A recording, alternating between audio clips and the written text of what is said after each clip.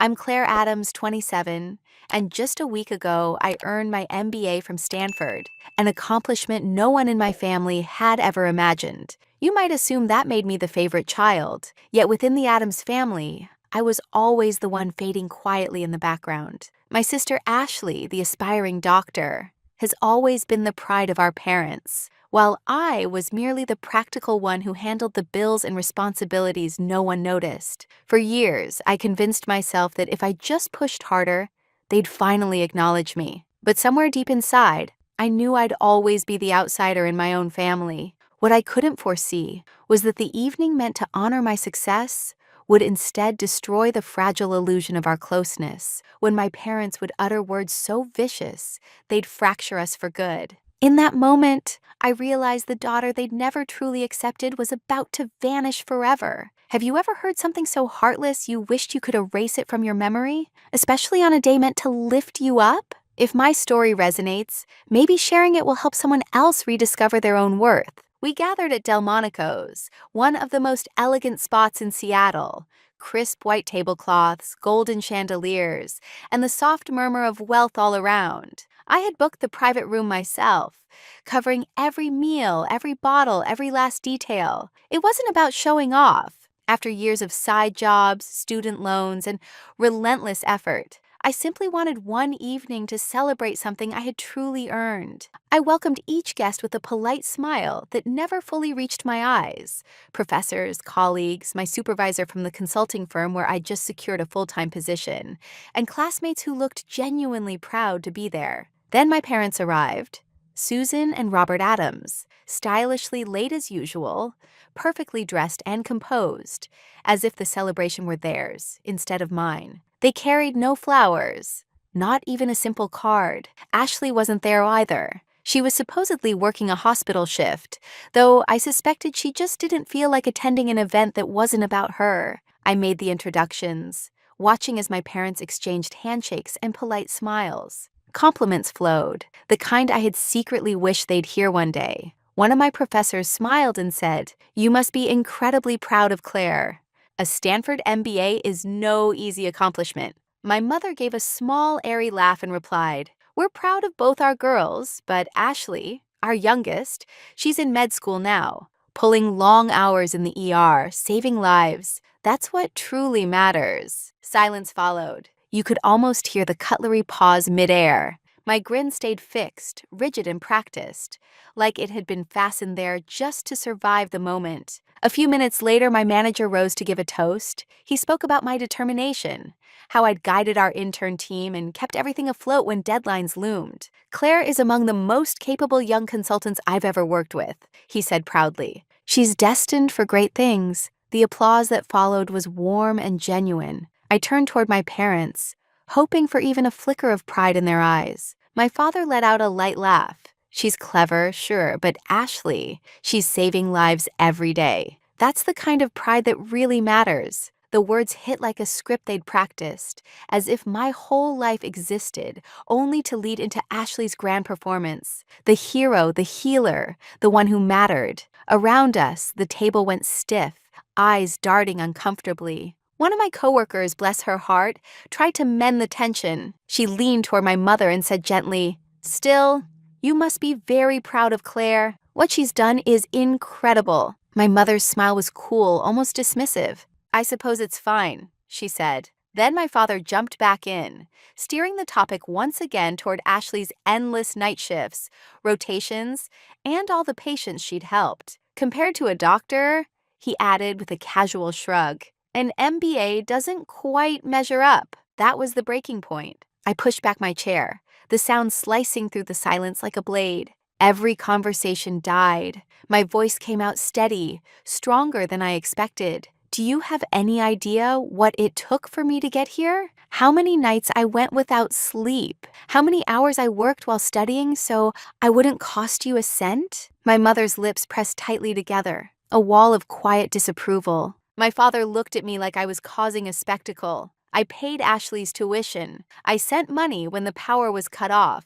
I went without so this family could survive. And still, I'm dismissed as just the one behind a desk? The air grew dense. Every breath in the room seemed to stop. By then, I wasn't speaking to the guests, only to the two people who had never truly seen me. If I'm as useless as you think, then who do you believe kept this family from falling apart all these years? My father rose, his face flushed with anger. He didn't raise his voice. He didn't need to. His reply was sharp enough to wound. We wish we never had a daughter like you. A collective gasp, the sound of a spoon hitting a plate. For a heartbeat, my vision swam. Not from tears, but from sudden, painful clarity. I looked around the table, seeing every shocked expression, every person who valued me for what I'd achieved, and then back at the two who had just erased me in an instant. When I finally spoke, my tone was calm, almost steady. If that's truly what you wish, then maybe it's time I start living as though I never belonged to you at all. And I left. If I was never truly wanted, maybe it was time to start living like I never belonged to them at all. I didn't shed a single tear that night, not when I stepped out of the restaurant, not when my heels echoed on the wet Seattle pavement beneath a soft drizzle that felt almost familiar, not even when I made it home, slipped off my shoes, and sat in the quiet darkness of my apartment. But the next morning, when I unlocked my phone and saw 11 missed calls from my parents and a single message that said, "You embarrassed us. I hope you're proud of yourself," that's when something inside me gave way. It wasn't sadness that hit me. It was sheer fatigue, because this wasn't some isolated moment. It was just the latest scene in a lifelong pattern I'd finally stopped pretending was normal. I wasn't surprised anymore. I was simply finished. All through my childhood, I was the quiet girl who faded into the background, while Ashley sparkled under every spotlight. We were only 2 years apart, yet it often felt like decades of distance in how we were loved. Ashley had piano recitals, ribbons for participation, birthday parties with towering cakes and golden balloons spelling out her name. I once got a cake that read, "Happy birthday, Ashley O. and Claire," scrawled awkwardly in the corner. A punchline that became a family favorite. They laughed. I didn't, but I smiled like I always did. I learned young that success only counted if it matched what they valued. When I brought home the first place certificate from the regional math competition, glowing with pride, I truly thought it might finally mean something. Mom didn't even glance up from the laundry basket. "That's nice," she said casually, "but Ashley's volunteering at the hospital." That phrase, real impact, was their mantra. It echoed through every conversation, every comparison.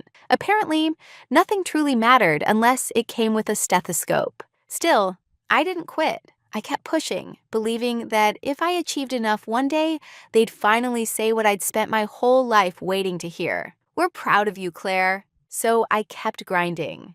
Through college, juggling 3 jobs at once.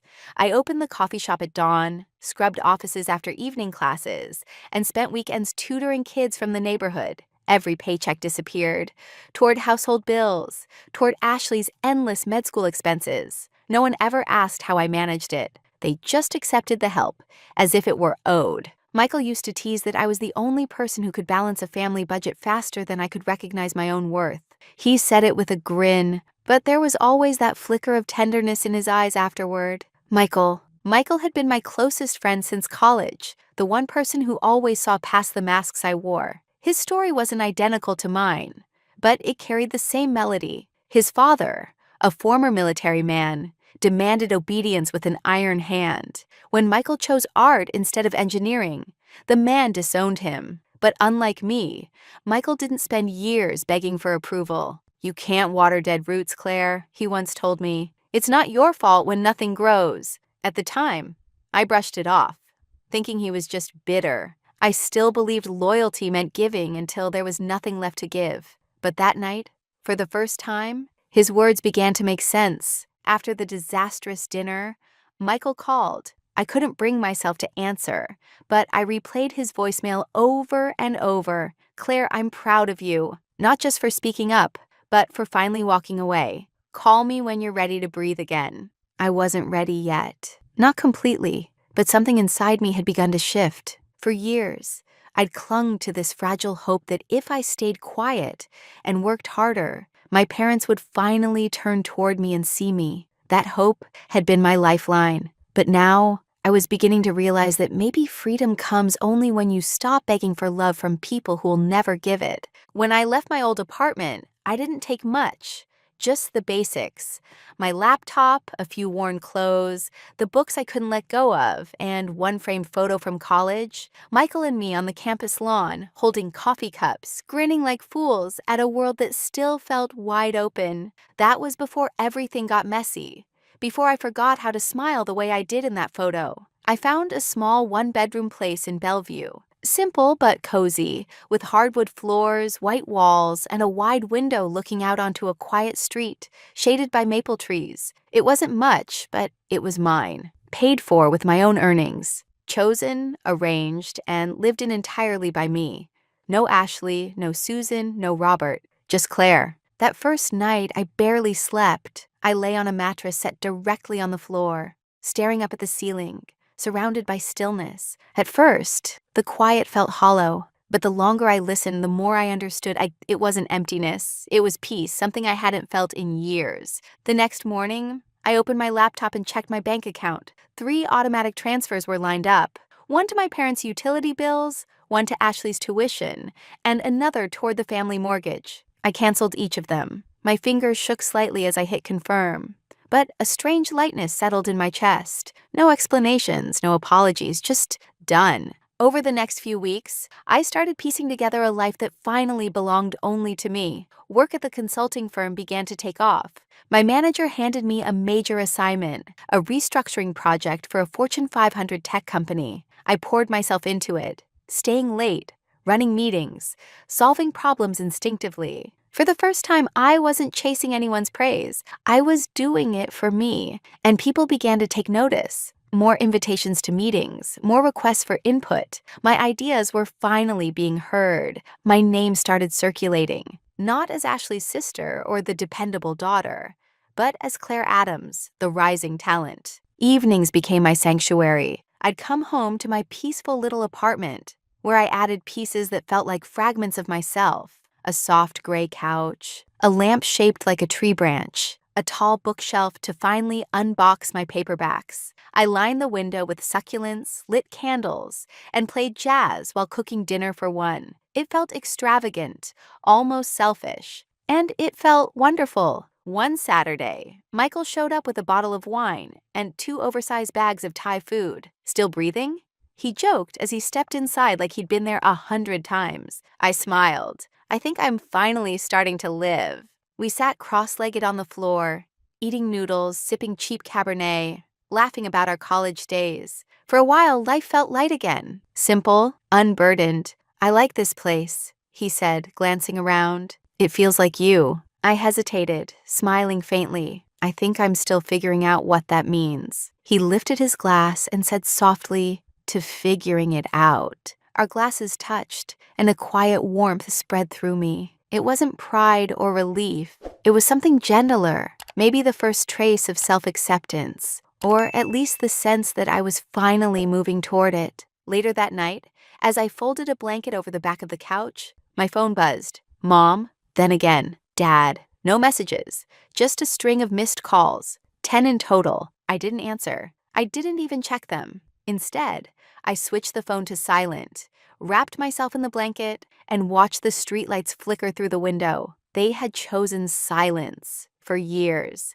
Now, I was returning it, a silence they'd finally be forced to hear. Then came a knock, not gentle, not uncertain. It was firm, deliberate, demanding, the kind of knock that doesn't wait for an answer. It insists on being heard. I glanced at the clock. 4:13 p.m., a Tuesday. I'd just come back from work, still in heels, blazer slipping off my shoulders. When I opened the door, I went still. There they were, my parents, Robert and Susan Adams, standing as if nothing had ever happened. They looked immaculate, like they were paying a visit to property they still believed was theirs. My father wore a crisp button-down and polished leather shoes. My mother stood rigid in her beige trench coat, arms crossed, lips drawn tight like she was preparing for battle. I said nothing. I didn't move. We need to talk, my mother said. The last time we'd spoken, she told me I'd humiliated the family. Yet here she was, on my doorstep,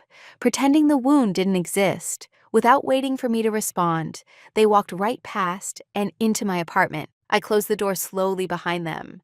As if one wrong sound might set something off, they settled onto my couch, the one I'd bought myself, in the living room I'd built from my own hard work and sleepless nights, with money they'd never thanked me for. I stayed standing. "Claire," my father began, adjusting his tone into that smooth, professional cadence he used for meetings. "Ashley's run into some setbacks." Setbacks? That was the word he chose. Her hospital internship had been terminated. "Staff cuts," my mother said curtly. "And as for her tuition, the remaining balance hasn't been paid. If that doesn't get resolved soon, Ashley might have to leave the program." "And?" I asked, my tone flat. "And," my mother shot back, "we need your help." There it was. No apology, no trace of remorse. Just the same old refrain. "Help," I echoed, like it was a foreign word on my tongue. "Claire, you understand how critical this is?" My father said, his voice measured. "If she falls behind now, she could lose everything." "She?" I asked quietly. "Or you?" My mother's gaze hardened. "Don't be petty," she hissed. I let out a sharp, dry laugh that startled even me. I gave up years of my life for this family, paid bills when the lights went out, bought Ashley's textbooks, covered her rent, her groceries. I sacrificed so she could have it all. And the one time, just once, I asked for something back, you told me I disgraced you. "We were angry," my father barked. "You were disrespectful." I stepped closer, the sound of my heels striking the floor cutting through the tension. "No," I said evenly. "You disrespected me. For years, quietly, consistently, until it became the rhythm of our family. You didn't raise me. You drained me." My mother straightened, her arms unfolding. "We're your parents," she said sharply. "We brought you into this world, and I carried it." I replied, the words rising from somewhere deep. "I carried it while you stood on my back and praised someone else for standing taller." The air between us tightened, thin as a wire ready to snap. "You don't get to walk in here and pretend none of that happened," I said quietly but with force. "You don't get to act like you never told me you wished I'd never been born." My father's mouth opened, then shut again, the silence doing all the talking. I moved to the door and held it wide. "If you came here to apologize, I'd listen. But if you came to ask for more, that conversation ended the night you disowned me." Neither of them moved. "Claire, this is family," my mother said, her tone climbing. "Blood is blood, not when it's toxic," I said, shaking my head and nodding toward the hallway. They left stiffly, wordless. But before stepping through the doorway, my mother turned and said, "You'll regret this. Someday you'll realize you need your family." I met her eyes without blinking. "I already have one. It just doesn't include you." The door closed behind them with a soft click, and for the first time, there was nothing inside me but quiet. No guilt, no fear, no doubt. Just air, cool and clean, still, free. This time, when the door shut behind them, I didn't cry. I smiled. The weeks that followed moved in quiet rhythm. No calls, no texts, just silence. The same silence they once demanded from me. Except now it wasn't submission, it was strength. It wasn't the silence of someone shrinking. It was the calm of someone who had finally found her own voice in the quiet. At work, I poured myself into everything. I led meetings with a confidence that felt unfamiliar at first, like wearing someone else's jacket, until I realized it had always been tailored for me. People listened when I spoke. Clients began asking for me by name. Then came the big assignment. A multi-million-dollar restructuring for a tech giant out of Redmond, the kind of project that defines a young consultant's career. My manager handed it to me without hesitation. "You've earned this," he said. "Don't look back." And I didn't. For 6 weeks, I lived and breathed that project. Strategy sessions, late-night slide decks, pivot tables spinning across the screen until my eyes stung. But it didn't feel like burnout this time. It felt like purpose. Sharp, alive, mine. At night, I came home to an apartment that finally felt complete. The gray couch scattered with soft pillows, shelves neatly stacked with books I'd once kept boxed away, candles glowing faintly in the corners, filling the room with quiet warmth. It wasn't the house I grew up in. It was the home I'd built for myself, one emotional brick at a time. Michael stopped by often. Sometimes we didn't even talk, just shared leftovers in comfortable silence. Other nights, we played old records and argued about our college playlists. "You're different," he said once, leaning back on my couch, glass of red wine in hand. I looked at him, curious. "Different? How?" "You seem whole," he said softly, like you finally stopped waiting for someone to choose you. I didn't answer. I didn't have to. The steady warmth rising in my chest spoke for me. Then came the article. Our project had exceeded every forecast.